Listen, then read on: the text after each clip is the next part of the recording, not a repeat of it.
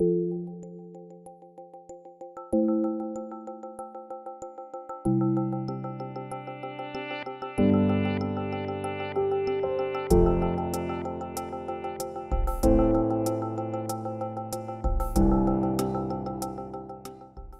been so much change in the shipping line industry.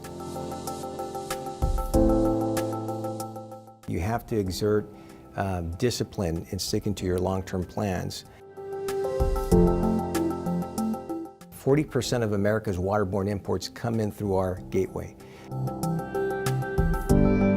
And that's why it's important for us to really exert leadership and understand that what happens here affects the entire supply chain in the U.S. and across the globe.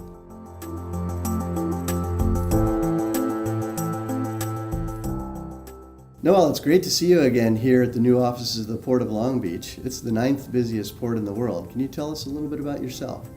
Well, first of all, it's great to see you again, Pete, and to welcome you here to the Port of Long Beach. Glad that the weather is cooperating and living up to its reputation here in Southern California.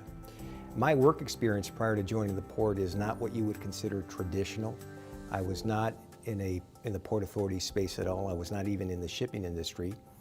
I have experience having worked for public companies, private companies, small to large publicly traded companies.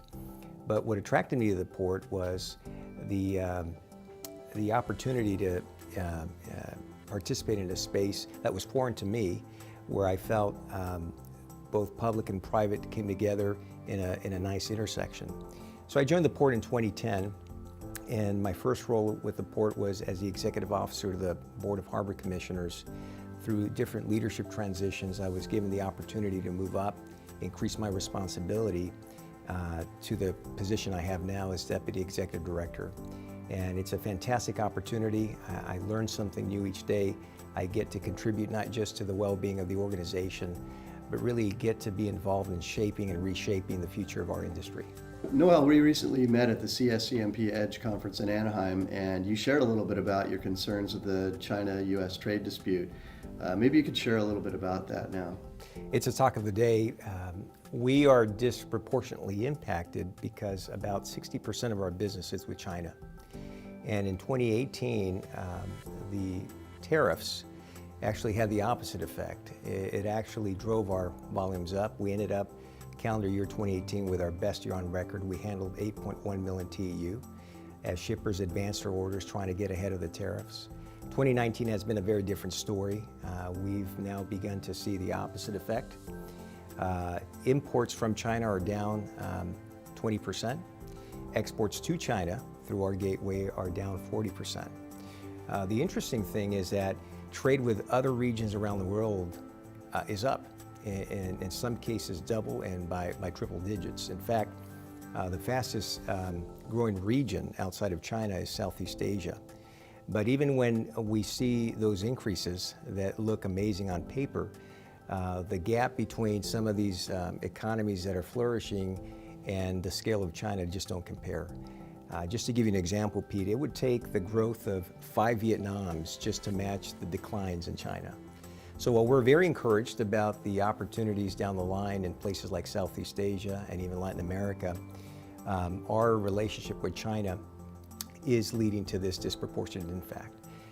Having said that, the silver lining in all of this is that we're only about 6 percentage points off of where we were last year. And again, last year was a record year for us, and we're still on track to end calendar year 2019 with our second best year on record.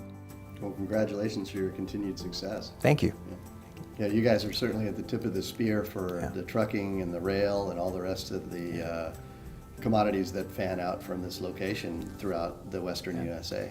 We really are, and we take it very seriously. And we also know that what happens here in Southern California has a tendency to migrate to other gateways and other ports across the nation. So we take it very seriously. And we want to make sure that whatever we do here works out for the supply chain and actually raises the bar and moves us farther into the future. Noel, what lessons have you learned in handling these crises? It's a matter of leadership. The supply chain is a system of interdependent, interconnected segments. but there isn't an overarching party, if you will, that guides the entire system. As a port authority, I think we're in an ideal spot to see the bigger picture, to see the system end to end, and to try to address challenges before they arise, and even after they arise, to be the honest broker and work with the different supply chain stakeholders. And that's what we learned during the bankruptcy of Hanjin. That's what we learned when Long Beach Container Terminal had to be sold. That as these things come up, you need somebody that sees the bigger picture, can understand the landscape, see those areas of common ground, and try to align the different interests for the betterment of the supply chain. I also learned personally that having the ability to see past the challenges and looking for opportunities in the challenges and in the crises makes a world of difference as you sit across the table from some of these executives where you now have to negotiate terms or you have to negotiate solutions to some of these challenges. And we touch in our supply chain logistics and transportation practice at Stanton Chase, we are touching many of the elements of the port and beyond because there are leadership challenges at every company that embrace what you're doing. And I think, Pete, that's a great point. I think that's endemic of how the role of a port authority is changing. In the old days, the business model was you build and they will come. Well, these days, because of consolidation, the realignment in the industry, because of the excess capacity scattered across different ports, you have to build, but you also have to tell them why they need to come through your port. And that's where the leadership component comes in. And that is, what's our value proposition? What do we have to offer the customers beyond our investments in infrastructure, beyond our facilities and what size ships we can handle? It's offering that broader value proposition. Related to that value proposition, can you tell us a little bit about your reputation as the green port? We're very proud to be the world's first green port. We've been a green port for the last 15 years or so. Very proud of that. And probably what's more flattering is when you go around the country now and across the globe, there are other ports now that have adopted our model, and they too consider themselves a green port. I can tell you that the story here in Long Beach has been really a tremendous story of success. When the port made that conscious decision to become a green port, to green its operations, there were a lot of skeptics who questioned whether we as a port could truly become a green port and balance the needs of the industry and continue to be successful on the commercial side. 15 years later, I think our experience and our story speaks for itself. At the same time that we've seen cargo volumes increase 21%, we've seen every category of emissions drop by as much as 90%. It's been a tremendous story that demonstrates that you can grow green, you can be sustainable, and at the same time grow your business. And I think there's other innovations going on right now with ships burning cleaner fuels. Is that correct? Absolutely. As technology evolves and alternatives to diesel emerge, our industry partners are looking at multiple ways in which they can run their operations in a cleaner way. We certainly encourage that.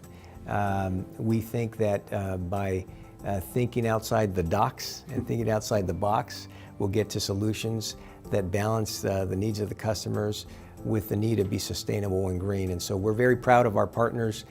They've really stepped up over the years, and we would not be the success that we are as a green port without their participation and involvement. Noel, you've tackled many challenges of great success here. What legacy do you want to leave?